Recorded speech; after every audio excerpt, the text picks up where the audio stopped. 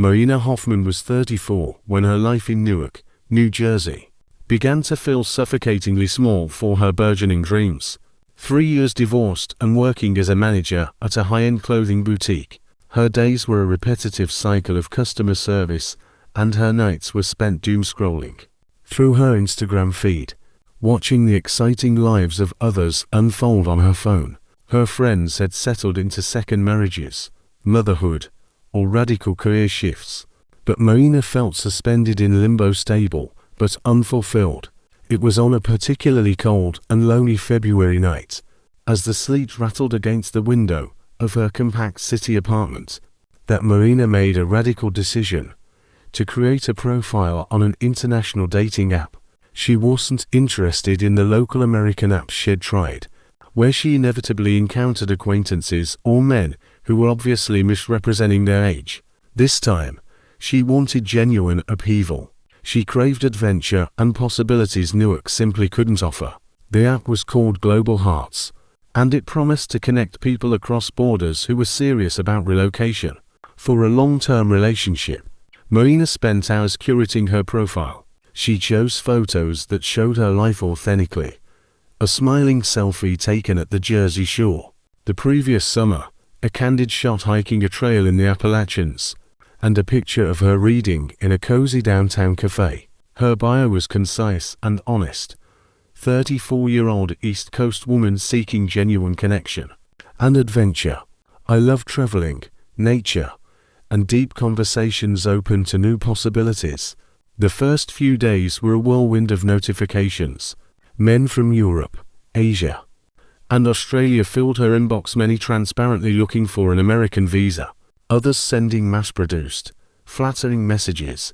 Marina was about to delete the app in frustration when, on the 5th night, a message arrived that felt utterly different. "Hi Marina, your profile caught my attention. Not just because of the photos, though you are beautiful, but because of the phrase deep conversations. It seems like you're someone who understands life has more layers than the surface." In Jake, 42, from Wyoming. "I own a large ranch here and work with horses. Life here is simple but meaningful. If you want to chat without pressure, I'd be honored to hear your story." There was a measured sincerity to the words. It didn't demand attention or make exaggerated claims. Marina clicked on his profile, and her heart skipped a beat. Jake Morrison had slightly graying brown hair, deep-set blue eyes, and a warm, genuine smile. His photos depicted a life that looked lifted from a Western movie. Sun-drenched pastures, a rustic wooden cabin, and endless, breathtaking Wyoming landscapes. He clearly valued experience over materialism. Marina replied that night, and their simple exchange quickly grew into daily, hours-long conversations. Jake had been divorced for 5 years, had no children, and had inherited the Morrison Ranch from his late father. He spoke eloquently about the profound solitude of their open spaces, how caring for horses had taught him patience, and of mornings that began before the sun rose and ended under a massive, starry sky. "It's different here, Marina," he wrote one evening. "The sheer space changes you. When you're surrounded by miles of land and sky, the city's small anxieties just dissolve. You discover what truly matters." Marina was spellbound. Their video calls became a daily ritual, stretching late into the East Coast night. Jake showed her the stables, introduced his horses each by name, and once took his laptop onto his porch, so she could witness a magnificent Wyoming sunset. His calm, deep voice made her feel strangely safe, and his gaze, even through the screen, seemed to see her entire being. "You have a special light, Marina," he told her during one intimate call. "I can see life has hurt you, but it hasn't broken you. That's a beautiful and rare thing." After 2 months of this deep, daily connection, Jake proposed the inevitable visitor suggestion that filled Marina with equal parts terror and excitement. "Marina, I know this may seem rushed, but I recognize something real when I find it. I want you to come visit. He'll handle the ticket and you can stay in the private guest cabin. No strings attached. I just want you to see this place, meet my life, and truly see if you can imagine yourself here. If it doesn't work, you go home with a great story. But if it does work, his blue eyes held hers. If it works, Marina, I promise he'll give you the home and fulfillment you deserve. Marina's rational mind screamed warnings. Her best friend, Stacy, begged her to reconsider. Marina, you don't know this man. 2 months of video calls is a fragile foundation. He could be anyone. If you disappear into thin air in Wyoming, no one will know where to look. But Jake's authenticity was persuasive. He never asked for money or acted inappropriately. He simply offered a new world. Marina meticulously checked him out. Public property records, old local newspaper clippings, rodeo photos. Everything was consistent. She shared the ranch address and his contact information with Stacy, activated real-time location sharing, and bought a fully flexible return ticket and a backup hotel room in Cheyenne. In May, 3 months after that initial message, Marina stood at Newark Liberty International Airport. As the plane climbed, she looked down at the familiar, concrete cityscape shrinking below, and a thrilling voice whispered, "This is it. The beginning." She didn't know then that she wasn't flying toward a new life, but toward a deadly trap. The ranch and the iron bars. The air in Cheyenne was dry and cool, a stark contrast to Newark's humidity. Jake met her, solid and commanding in person. His hug was warm and respectful. The drive to the ranch, an hour-and-a-half journey that transitioned from highway to wide-open plains, was exactly as had described.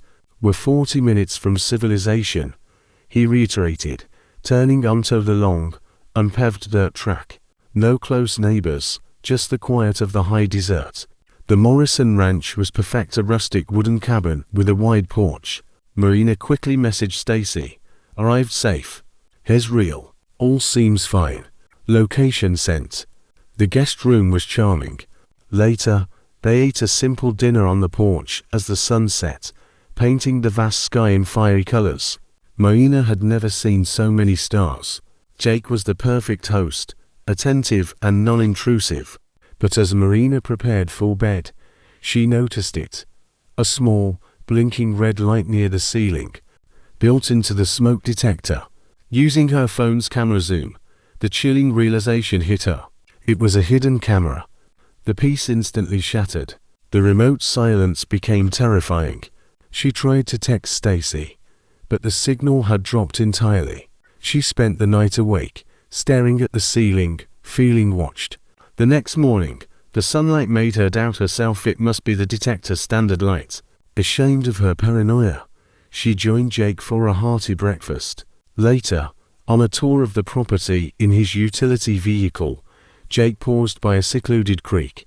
"This is where I come for healing," he said, his eyes distant. "You should see this in winter. The snow blocks the road for weeks. You're completely alone here. Alone. Trapped. No witnesses." Back in her room, the alarm bells were deafening. She researched Jake again, this time adding keywords. Jake Morrison divorced Wyoming. Nothing.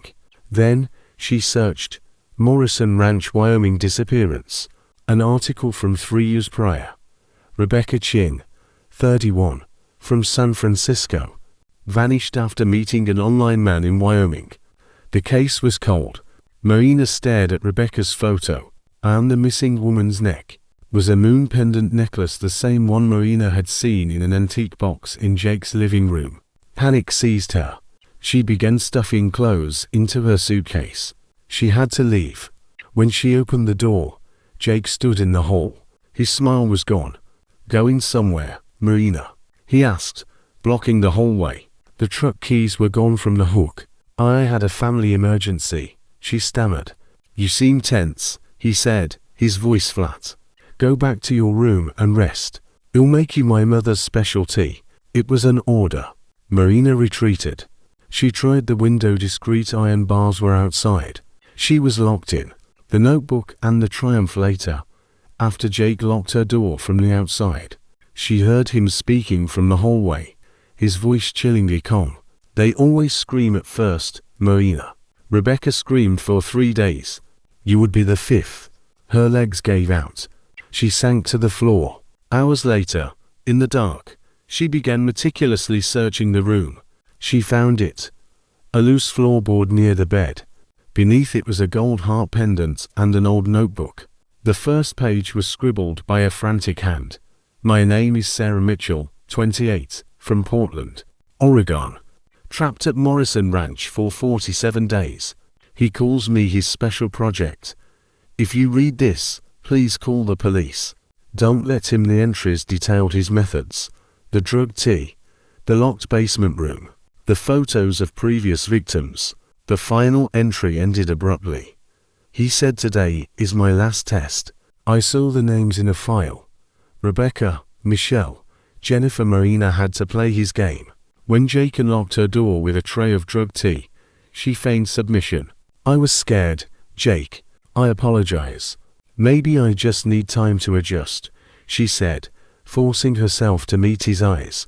"I knew you were special," he smirked. Marina pretended to drink the tea, spitting the contents into a nearby plant. When Jake led her to the hidden basement, she kept her body limp, her mind screaming. The basement was his studio. Chains, tripods, and walls covered in evidence. While he fiddled with the camera, Marina spotted a cane on an office desk. This was it. With a final surge of adrenaline, she kicked him, snatched the keys, and scrambled up the stairs. She ran to the front door, trying key after key. The fifth key turned the lock. She burst into the freezing night, running for the stable. She heard Jake roar behind her. "You won't survive, Marina. It's miles to the main road." He cornered her by the tool shed, his face contorted in a terrifying mix of rage and predatory excitement. "The hunt is always my favorite part," he whispered. Marina spat at him, and then she heard it. Sirens, faint but growing louder. Red and blue lights appeared on the dirt road. Officers stormed the yard. "Jake Morrison, hands on your head now." Jake dropped to his knees, his face a mask of bitter defeat. At the police station, Marina finally understood her survival. Her text to Stacy, though incomplete, "Stacy, emergency. Something wrong," was enough. Stacy's panic call, combined with the detective already tracking the ranch from Rebecca Chin's cold case, had brought help just in time. Investigators found evidence of 7 victims in the basement, including Sarah Mitchell's body buried near the creek. 6 months later, Marina was back in Newark, drinking safe chamomile tea with Stacy. "You fought and you survived," Stacy said. Marina looked at a news notification. "Jake Morrison charged with 7 counts of murder. Prosecutors seek life without parole." "I have to write about it," Marina stated, her voice firm. "I need to turn the nightmare into a weapon, a way to educate women about the red flags. It's the only way to honor the others." Marina Hoffman never returned to Wyoming, but her terrifying story became a rallying cry. A viral account shared millions of times. She had faced her worst nightmare and returned a survivor, determined to use her experience to save countless lives.